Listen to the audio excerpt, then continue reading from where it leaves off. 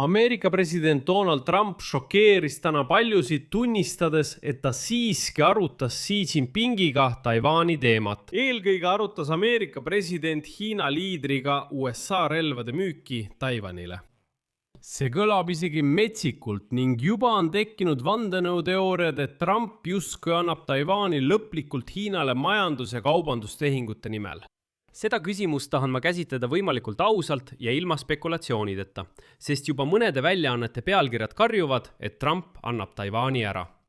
Aga tõde on nagu alati palju keerulisem, seega vaatame fakte ja paneme kõik enasti paika. Minu nimi on Aleksei Pitsi, arutame seda teemat koos, aga enne kui alustame, palun tellige see YouTube'i kanal, pange videole like ja kirjutage kindlasti oma kommentaar selle video alla. See aitab väga palju kaasa sisu levikule YouTube'is, olen teile selle eest väga tänulik, et võimalikult paljud vaatajad saaksid neid saateid näha. Lisaks sellele liituge minu Telegrami kanaliga Pitsi News, link sellele on selle video kirjelduses. Alustame sellest, mis tegelikult juhtus Taiwani teemalisel tippkohtumisel. Xi Jinping ütles läbirääkimiste alguses, et Taiwan on kõige olulisem küsimus Ameerika-Hiina suhetes. Edasi toon täpselt tsitaadi. Taiwani küsimus on kõige olulisem teema Hiina ja Ameerika suhetes. Kui sellele küsimusele õigesti läheneda, võivad kahepoolsed suhted üldiselt jääda stabiilseks. Kui lähenemine on vale, võib kahe riigi vahel tekkida kokkupõrge või isegi konflikt, mis seab kogu Hiina ja Ameerika suhted äärmiselt ohtlikku olukorda. Taiwani iseseisvus ei ole põhimõtteliselt kooskõlas rahuga. Taiwani väinas. Samal ajal on rahu Taiwani väinas suurim kokkupuutepunkt Hiina ja USA vahel. Tsitaadi lõpp. Jah, te ei kuulnud valesti. See on sisuliselt avalik sõjaähvardus, kui USA võtab Taiwani suhtes vale seisukoha. Kordan veel kord, Xi Jinping ütleb seda otse Donald Trumpile näkku. Ütleb, kuulge, kui võtate vale seisukoha, hakkame sõdima. Mida vastas Trump? Avalikult ei öelnud ta üldse midagi konkreetset. Oli selline naljakas olukord, kui Donald Trumpit küsisid ajakirjanikud pressikonverentsil mitu korda, kas ta arutas Xi Jinpingiga Taiwani teemat. Ja Trump teeskles, et ta ei kuule ning vaikis lihtsalt vastuseks. Seisis lihtsalt kivi näoga, nagu ta ei kuuleks neid. Tema meeskond rõhutas, et Taiwani osas ei võetud vastu mingeid uusi kohustusi. Valge Maja ametlikus kokkuvõttes pole Taiwani üldse mainitud. Ja protokolli mõttes tähendab silt. Pooled ei jõudnud kokkuleppele. Tegelikult on see hea uudis Taipeile, sest olukord jääb muutumatuks. Aga on ka see, mis juhtus enne tippkohtumist. See algas enne tippkohtumist ja hirmud osutusid õigustatuks. Ja see teeb palju rohkem muret. Enne Pekingisse lendamist ütles Trump ajakirjanikele, et kavatseb arutada Xi Jinpingiga relvade müüki Taiwanile. Ja see on pretsedenditu. Sest ükski Ameerika president enne teda ei olnud avalikult teatanud, et ta kavatseb Pekingiga konsulteerida Taipeile sõjaliste tarnete küsimuses. See on umbes nii, nagu Ameerika president ütleks, kuulge, ma kavatsen helistada ja arutada Vladimir Putiniga, kas me peaksime Ukrainale relvi müüma. No see kõlab lausa hullumeelselt. Ja pärast kohtumist Xi Jinpingiga tunnistas Trump siiski, et ta tõesti arutas seda teemat kohtumise kinnisel osal. Mängus on $14 miljardi väärtuses relvatehingute pakett Taiwaniga. Trump peatas selle paketi edasiliikumise juba enne Washingtonist lahkumist. Ametlikult ei ole ta seda tühistanud, kuid pole ka edasi liigutanud. Just see panebki Taipeid nerveerima. Ehk siis mitte sõnad, vaid tegevuse puudumine. On veel üks mitte nii ilmne negatiivne tulemus läbirääkimistest, mis puudutab otseselt Taiwanit. Need on mikrokiibid. USA nõustus tarnima võimsaid Nvidia videokaarte Hiinasse. See on pooljuhtide ekspordipiirangute osaline tühistamine. Kiibid on ikkagi nii tsiviil kui ka sõjatehnoloogia. Piiranguid kehtestati just seetõttu, et Hiina võib kasutada neid tipptasemel kiipe sõjalistel eesmärkidel.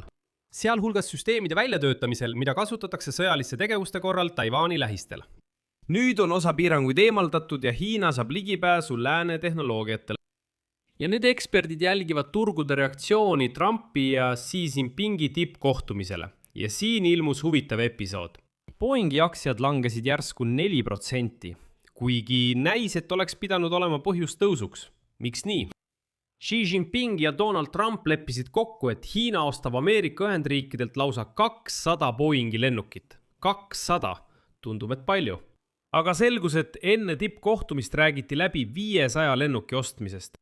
Ehk siis Boeing ootas tellimust 500 lennukile, aga sai 200. Selle tulemusena aktsiad langesidki. Nvidia aktsiad seevastu hoopis tõusid. Sest kiibi piirangud eemaldati, see on otsene kasu ettevõttele. Ehk siis äri võitis, aga turvalisus on küsimärgi all. Lõpuks on meil Donald Trumpi strateegiline paradoks. Peaaegu iga jõud, mis kujundab Ameerika-Hiina suhteid, tõmbab neid eri suundadesse. Trump tahab kaubandust Hiinaga, aga Hiina on USA peamine strateegiline rivaal.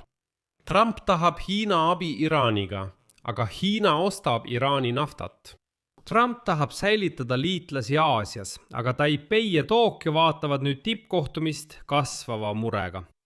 Lõpuks on eksperdid kindlad, et läbirääkimistel võis Trumpi järeleandmine väljenduda vaikivas nõusolekus mitte edasi viia järgmist suurt kavandatud relvamüügipaketti Taiwanile. See oleks saatnud Taipeile väga negatiivse signaali. Ja just see praegu toimubki. Trump ei teatanud selle relvapaketi tühistamisest, kuid ta ei edendanud seda ka. Ta, nagu ta ise väitis, arutas seda relvapaketti Taiwani jaoks inimesega, kes on sellele muidugi vastu, Xi Jinpingiga. Ja sellega ongi kõik, lihtsalt selline udune olukord. Kas Donald Trump siis andis Taiwani Hiinale üle? Juriidiliselt muidugi mitte. Mingid kirjalikke kohustusi seal ei ole, mingid ametlikke järeleandmisi ega midagi sellist. USA ametlik seisukoht ühe Hiina poliitika osas ei ole muutunud. Aga tegelikult on Taipei manööverdamisruum kitsenenud. Relvapakett on peatatud, kiibid lähevad ikkagi Hiinasse ja see on halb. Trump arutas avalikult Taiwani relvatarnimist Pekingiga. Ja kõik see toimub Ameerikas sõjaliste varude taustal, mis on Iraani sõjaga ammendunud ning Hiina sõjaliste kulutuste taustal, mis praegu purustavad rekordeid. Ja nüüd visiidi lõpus tegi juba Ameerika Ühendriikide rahandusminister Scott Bessent väga iseloomuliku avalduse, mis tõesti paneb muretsema. Tsitaat. Kõrgetasemeline kohtumine USA ja Hiina vahel ei oleks möödunud ilma Taiwani küsimuse arutamiseta. Olen kindel, et lähiajal kuuleme Trumpilt rohkem. President Trump mõistab probleemi olemust ja saab aru olukorra kogu delikaatsusest. Igaüks, kes väidab vastupidist, lihtsalt ei mõista Donald Trumpi läbirääkimisstiili.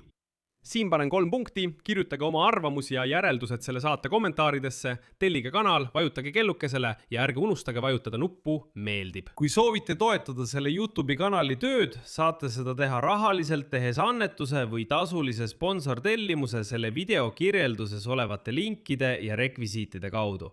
Sellega on kõik. Hoolitsege enda eest, kõike head!